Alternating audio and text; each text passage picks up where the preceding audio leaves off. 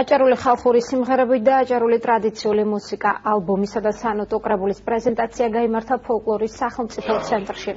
პროექტის მიზანი აჭარის რეგიონის მუსიკალური ტრადიციების შენარჩუნება და პოპულარიზაცია. კრებულში შესულია 45 აჭარული ხალხური სიმღერა. და შეიძლება ითქვას, რომ ფოლკლორული მიმართულებით აჭარა ძალიან აქტიურია.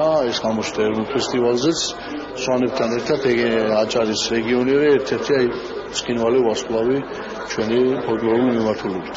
ძალიან მნიშვნელოვანი, ძალიან მრავალფეროვანი მასალა არის ამ კრებულებში წარმოდგენილი. დიდი ნაწილი ამ მასალის პირველად ქვეყნდება, რაც ასევე ძალიან მნიშვნელოვანი არის.